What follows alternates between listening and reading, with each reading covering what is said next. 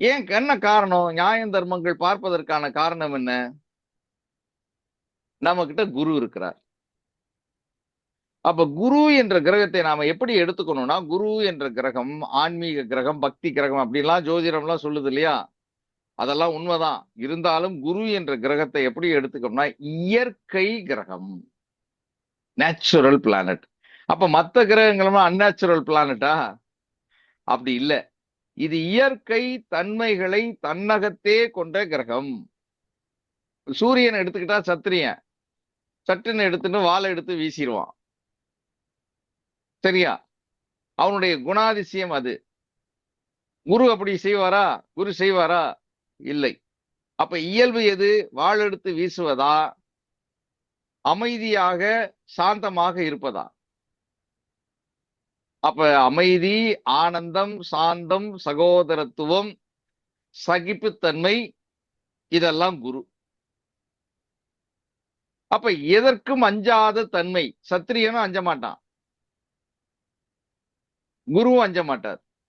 சத்திரியனிடம் அஞ்சாமைக்கு காரணம் பயம். இன்னொருத்தன் நம்ம மேல ஆளுமை செலுத்தி விடக் கூடாதே என்ற பயத்தின் காரணமாக அவன் என்ன பண்ணுவான்? வாள் சுமந்து நிற்பான். குருக்கிட்ட ஏதாவது இருக்கா? எதுவுமே கிடையாது. ஆனால் அஞ்சாமை இருக்கும். என்ன காரணம்? எனக்கு எந்த கெடுதலும் வந்துடாது, வர முடியாது. ஏன்? என்கிட்ட குரு இருக்கிறார். அப்ப குரு என்பது நம்பிக்கை. குரு என்பது நம்பிக்கை.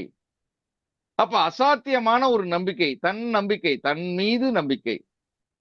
அப்ப இந்த பேருதவியை நாம் எப்படி எடுத்துக்கொள்வது? எந்த கிரகமும் தராத ஒரு பேருதவியை குரு செய்து கொண்டே இருக்கிறார். அப்ப இந்த தேஜஸ்னு சொல்லுவாங்க. இந்த தேஜஸ் அப்படின்னாலே குரு தான். என்னங்க கலையே இல்லாம இருக்கீங்க, என்னாச்சு? உடம்புக்கு எதுவும் முடியலையா என்று கேட்பார்கள். பார்த்தீங்களா? இங்கே குரு கம்மியா இருக்காருன்னு அர்த்தம். எங்க அந்த ஆளை பார்த்தா ஒரு மரண கலையா தெரியுதுங்க. அந்த ஆளு ரொம்ப காலம் உயிரோட இருப்பாரா என்னன்னு தெரியலையே. இது ரொம்ப டல்லா இருக்காரு, சீக்கிரம் போய் சேர்ந்துருவார் போல தெரியுது அப்படின்னு சொல்லுவாங்க சில பேர். பார்த்திருக்கீங்களா? இங்கேயும் குரு இல்ல. மரணம் ஏற்படுவதற்கு முன்னதாகவே நமக்கு தெரிஞ்சிரும். நமக்கு தெரியுதோ இல்லையோ பிறருக்கும் தெரியும். ஏனால் நம்மிடம் இருக்கின்ற குரு படிப்படியாக அகன்று விடுவார். குரு முற்றிலும் அகலும் போதுதான் மரணம் நிகழும். இதுதான். அப்ப குருத்தன்மை இருந்தால், குரு என்பது நம்முடைய உடலுக்கு, நம்முடைய உயிருக்கு பாதுகாப்பு. குரு என்பது தனகாரகன். காசு பாக்கெட்ல எப்பொழுதும் கையில வச்சுக்கிட்டு இருக்கிற காசு, பேங்க் பேலன்ஸ். ரைட்டா? தனகாரகன் குரு. குரு புத்திரக்காரகன். குரு புத்திரக்காரகன். அப்ப கல்யாணம் ஆனாதானே குழந்தை. அப்ப குழந்தையை தருகின்ற, திருமணத்தை தருகின்ற, குழந்தையை தருகின்ற நல்ல நிகழ்வுகள் அனைத்தும் குரு. நம்ம வீட்டுல நிறைய நல்ல விசேஷம் நடக்கும். காது குத்து, கிரகப்பிரவேசம், கல்யாணம், பர்த்டே கூட வச்சுக்கோங்க. அவன் 80 சாந்தி, 60 சாந்தி, இப்படி ஏதாவது ஒரு நிகழ்வு நடந்து கொண்டே இருக்கிறது. எங்க வீட்டுல விசேஷம் நடந்துகிட்டே இருக்குன்னா குரு இருக்காருன்னு அர்த்தம். அப்ப நல்ல நிகழ்வுகள், நல்ல அனுபவங்கள் குரு. ரொம்ப அமைதியான தருணங்கள் குரு. ஆனந்த நிலைகள் குரு. புதிய மகிழ்ச்சியான அனுபவங்கள் குரு.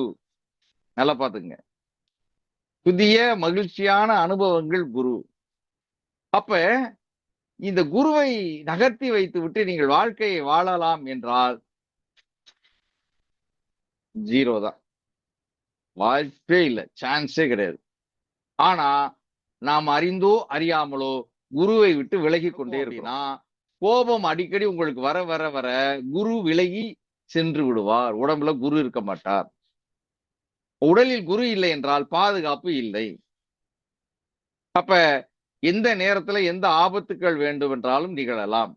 அப்ப கோபம், குரோதம், கடும் பற்று, பேர் ஆசை, அபகரிப்பு, அபகரிப்பு நிலை, அடுத்தவர்களை துன்புறுத்தும் தன்மை, அடுத்தவர்களை இகழ்ந்து பேசுகின்ற தன்மை, அடுத்தவர்கள் மீது பொறாமைப்படும் தன்மை, அடுத்தவர்களை பற்றி புறம் கூறும் தன்மை, அடுத்தவர்களுக்கு தீங்கு விளைவிக்கும் தன்மை அல்லது தீங்கு விளைவிக்க வேண்டும் என்று எண்ணுகின்ற தன்மை, வன்மம், உடம்புல மனசுல இருக்கக்கூடிய வன்மம், குரோதம், அதற்கு ஏற்றவாறு செயல்படுதல், தவறான வார்த்தைகளை, தீய வார்த்தைகளை பயன்படுத்துதல், தவறான உணவுகளை, மிக முக்கியமாக அசைவ உணவுகளை உண்ணுதல், உடலுக்கு ஒவ்வாத உணவுகளை உட்கொள்ளுதல், மது, மாமிசம், போதை வஸ்துக்களை பயன்படுத்துதல், இவை அனைத்தும் குருவிடமிருந்து நம்மை விலக்கி வைக்கும்.